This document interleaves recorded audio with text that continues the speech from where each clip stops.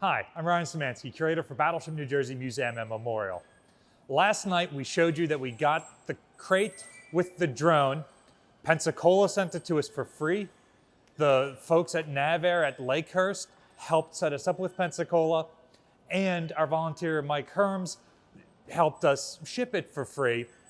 So it cost the museum nothing. And last night I reported that if you come on in May, we will have it on display. I was very much hedging my bets because none of us here ever served in a drone detachment. We have no idea how long it takes to do this.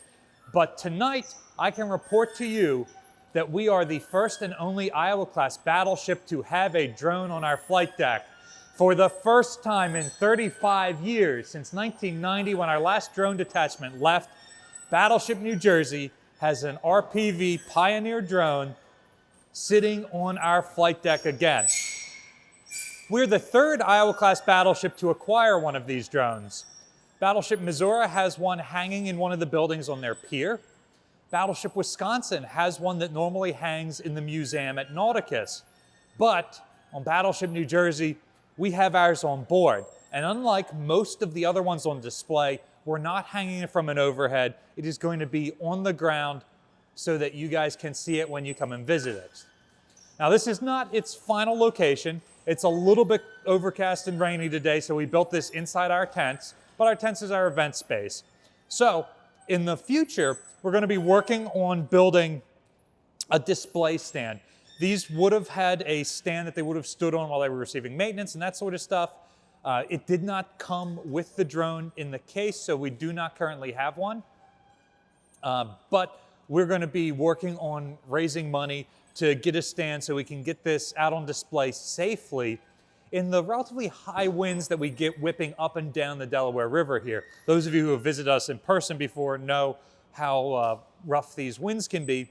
So we definitely need this tied down in some way because it produces a lot of lift. So putting this together actually took about 2 hours for us, and that's zero experience, zero instructions, nothing at all.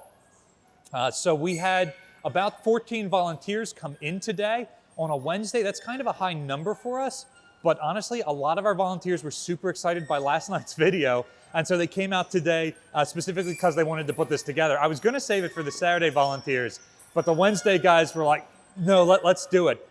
So we were able to take it out of the case. It's shipped with the body is one part, each wing is a separate part, each of these tail assemblies as a separate part, and then the tail fin itself as the sixth part. And then there were other pieces that were inside, I'm going to call it the mission module area, or the payload area. So like this antenna was off and in there so it would fit in the case, and there were some other pieces in there I'll show you later. So putting it together was relatively easy. The two wings clip together. They've got attachment points on two sides, and then that just sits in here. These two pieces came off, so you could access the mission module and where the wing root is attached.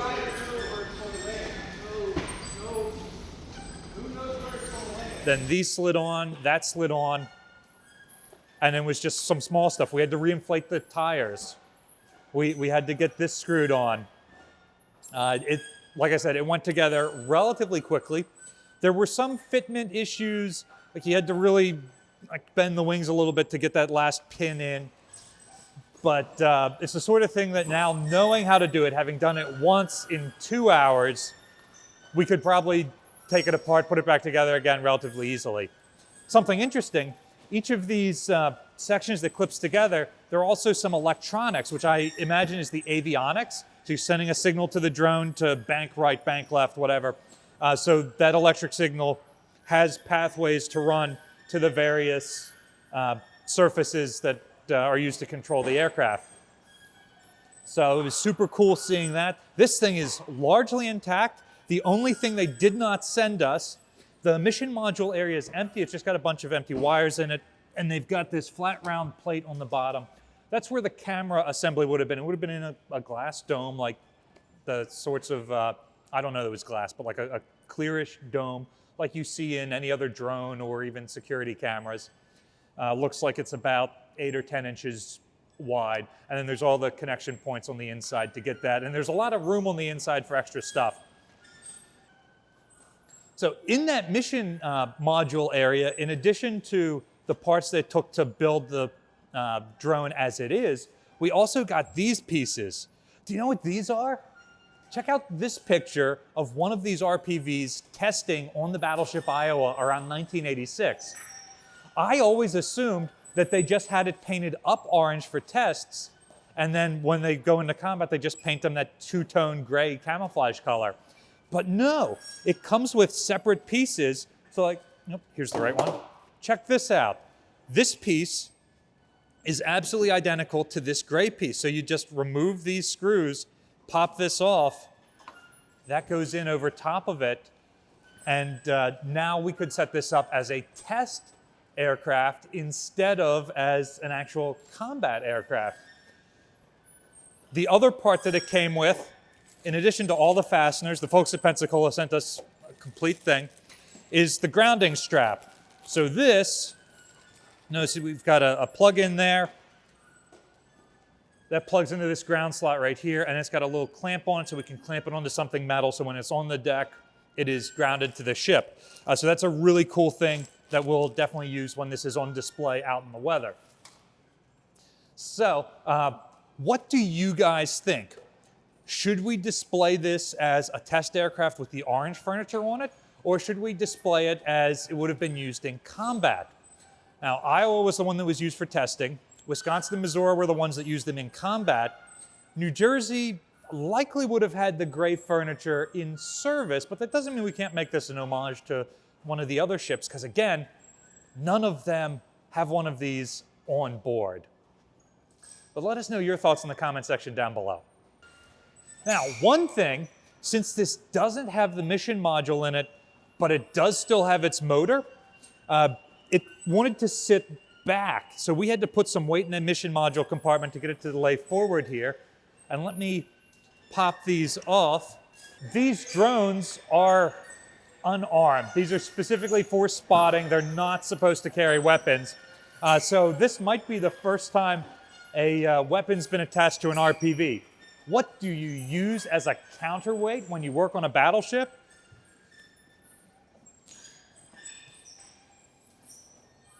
A 5-inch BLMP round, of course. We had some extras back in Mount 55, so it was really easy to get that in here. We were able to carry this up on the ship in pieces by hand with our couple of volunteers per piece. It's mostly fiberglass. And just like that, it's all back together and ready to go again. So, if you want to see an RPV drone, a Battleship RPV drone, up close and personal, make your plan to come out to Battleship New Jersey. And if you'd like to join the many supporters that have helped us get this drone on display, from the folks at Pensacola, the folks at NavAir at Lakehurst, the Mike Herms, and our volunteers who helped us assemble it, you can support us in getting a display stand for this. There's a link to donate down below. That'll help us pay a welder or fabricator to throw something together. Now that we've got this drone, which was at the very top of my list of things to acquire 4 months ago, what is next? I think the thing I want next is a railing-mounted M60. We're going to have a video on that up in the near future. Battleship New Jersey receives operating support from the New Jersey Department of State, also from a number of other businesses and private individuals like yourselves. We really appreciate your support. There's a link in the description below to donate to the ongoing restoration and acquisition efforts of the museum.